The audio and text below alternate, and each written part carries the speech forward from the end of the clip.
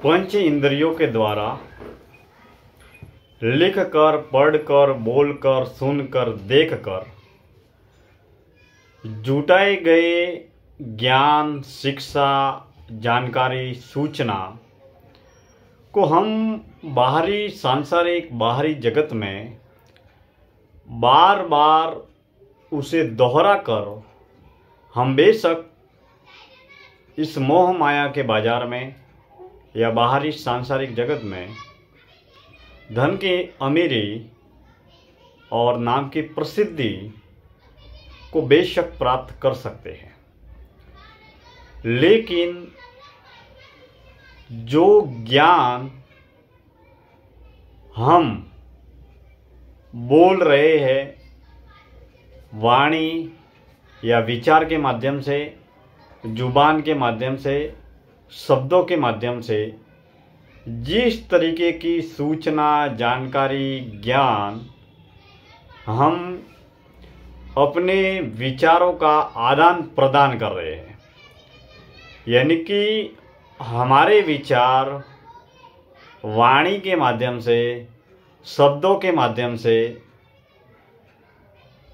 लोगों के मन, बुद्धि, दिल, दिमाग तक पहुंचते हैं या गति करते हैं। अब यह विचारों का जो बाजार है, तो प्रश्न यह उठता है कि क्या विचार भी मात्र एक उत्पादन का रूप है जिसके जरिए हम प्रसिद्धि, अमीरी, सफलता, सुख जुटाते हैं।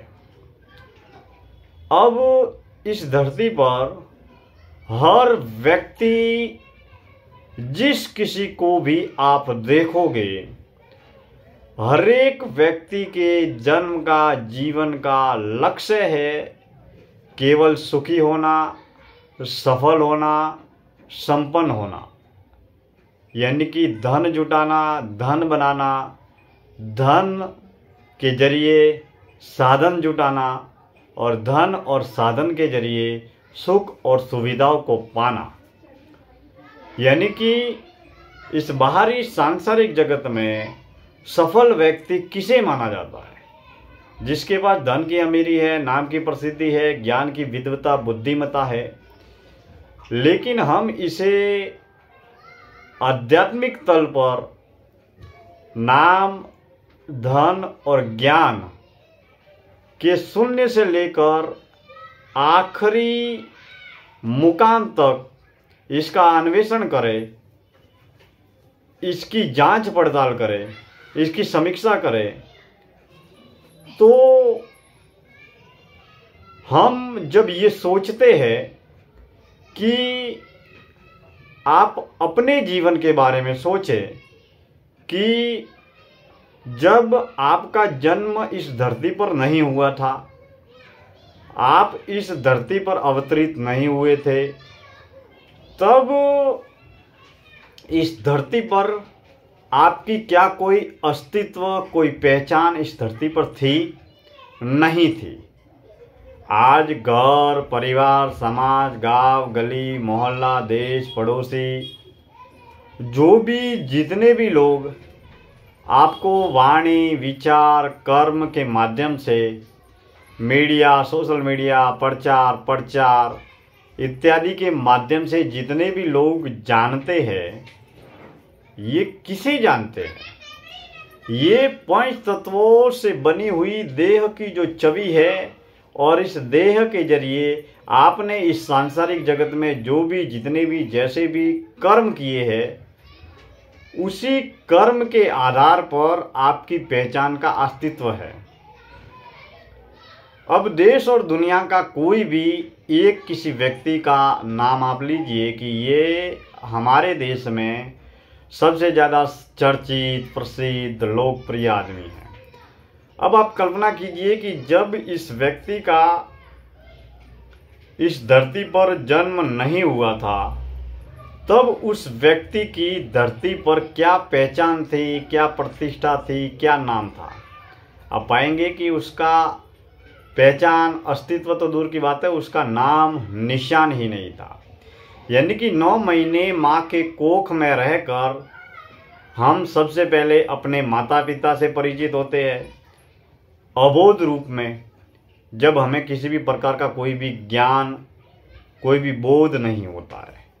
अगर किसी छोटे से बच्चे को तुरंत जन्म के बाद जैसे ही उसके असली माता पिता है, वो असली माता पिता उस बच्चे को जन्म देते हैं और तुरंत जन्म देने के बाद में उस बच्चे को हटाकर किसी अन्य परिवार को या किसी अन्य माता पिता को दे दिया जाए और उस बच्चे को 5 साल, 10 साल, 15 साल तक के बाद भी उसे यह सूचित नहीं किया जाए और जिन्हें देते हैं उनको ही असली माता पिता के रूप में उस बच्चे के सामने प्रस्तुत किया जाए, तो मेरे ख्याल से जिन माता पिता ने उस बच्चे को जन्म दिया है वो उन्हें पहचान भी नहीं पाएगा और जिन माता पिता ने जन्म देकर अपने बच्चे को जन्म के तुरंत बाद जिनको सौंपा है वह उनको ही माता पिता मानने लगेगा।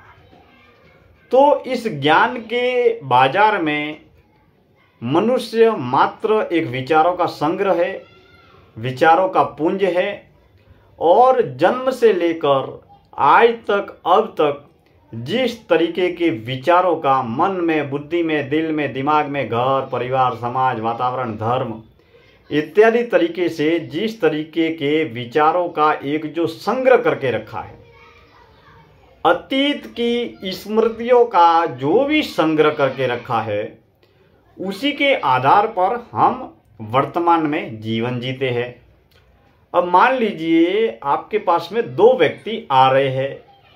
अब एक व्यक्ति आपका दुश्मन है और एक व्यक्ति आपका मित्र है। अब दोनों व्यक्ति शारीरिक रूप से एक जैसे ही है, दोनों के आँख है, कान है, पैर है, हाथ है, कपड़े पहने हुए हैं, लेकिन एक व्यक्ति आप जिसे दुश्मन मान रहे हैं, अब ये दुश्मनी जो है यह भी मात्र एक विचार है और जो दोस्ती है वो भी एक विचार है।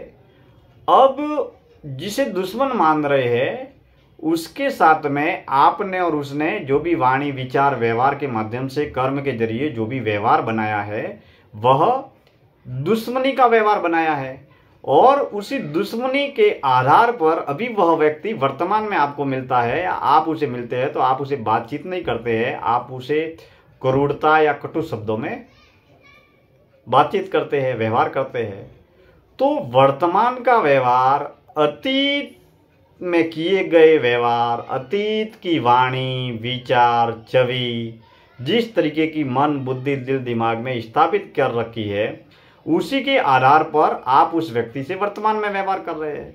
अब एक व्यक्ति है जो आपका दोस्त है, उससे दोस्ती है, तो शुरू से जब उस व्यक्ति से, जब भी आपकी उस व्यक्ति से पहचान हुई है, तब से लेकर वह मित्रवत आपके साथ में रह रहा है, तो उसके साथ में आपके घनिष्ठ संबंध है, प्रेम है, स्नेह है, संबंध है, मित्रता है। तो अतीत की स्मृतियों के आधार पर ही हम हर व्यक्ति को अच्छा, भला, बुरा कहते हैं। अब सुख भी विचार है और दुख भी विचार है, भलाई भी विचार है, बुराई भी विचार है। तो कहने का तात्पर्य यह है कि यह जन्म और जीवन मात्र विचारों की यात्रा तय करता है। हमारा ये 5 तत्वों से बनी हुई जो देह है, यह मात्र एक मशीन, एक यंत्र या एक औजार की तरह इस सांसारिक जगत में काम करती है और इसे काम करवाते हैं पंच विकार और उसी के आधार पर यह संचालित या निर्देशित होती है। तो हम हमारे जीवन में देह शुद्धि 2 मिनट, 5 मिनट, आधा घंटे में हो सकती है। अगर हम अच्छी तरह नहाएं, अच्छे कपड़े पहने तो देह शुद्धि संभव है। लेकिन चित्त की शुद्धि में, अंतःकरण की शुद्धि में, मन की शुद्धि में, भाव की शुद्धि में, विचारों की शुद्धि में बहुत लंबा समय लगता है और चित्त की शुद्धि, विचारों की शुद्धि सात्विक कर्मों से, भक्ति से, साधना से, अच्छी संगत से ही संभव है। तो हमें अंतःकरण को शुद्ध और सात्विक और पवित्र बनाने के लिए नियमित निरंतर प्रयास करते रहना चाहिए।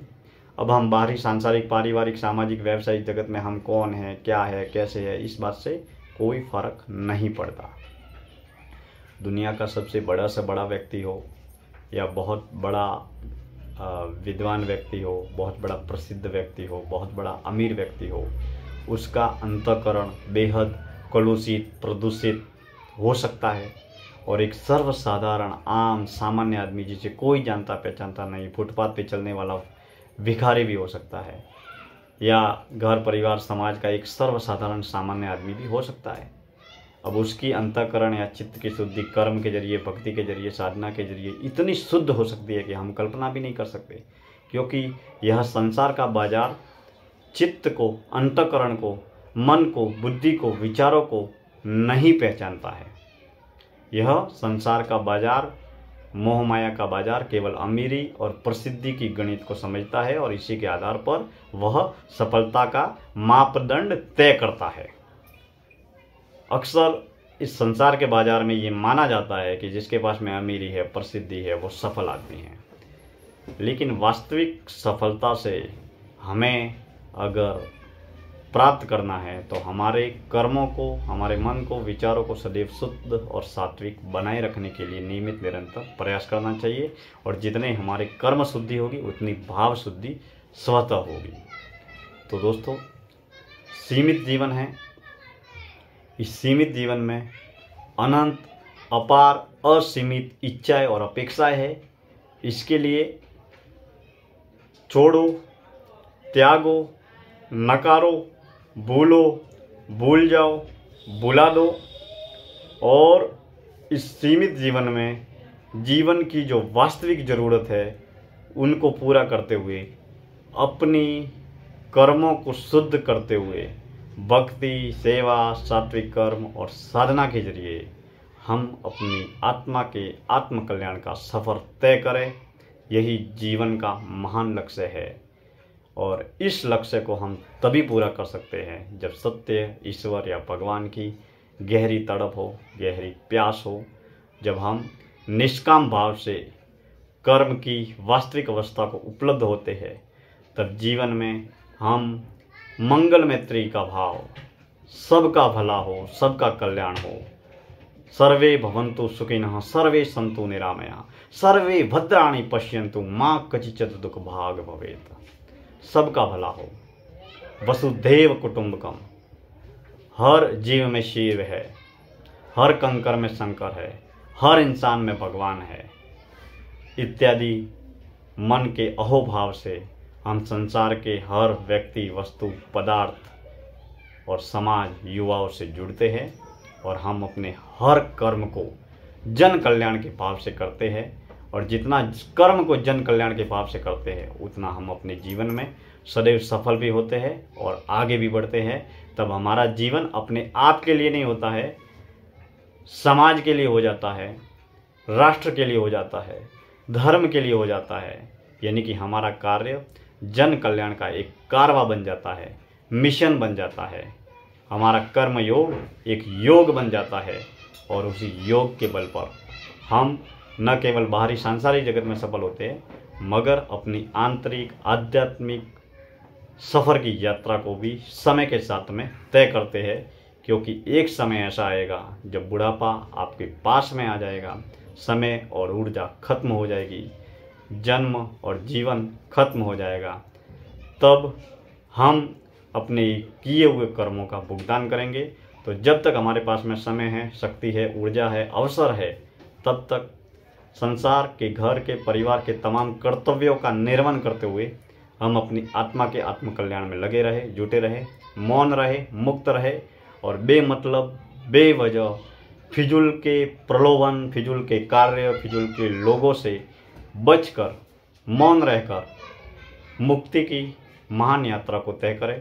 इन्हीं शुभकामनाओं के साथ में मैं दिनेश्वर माली आप सभी का तहे दिल से हार्दिक आभार व्यक्त करता हूँ। धन्यवाद।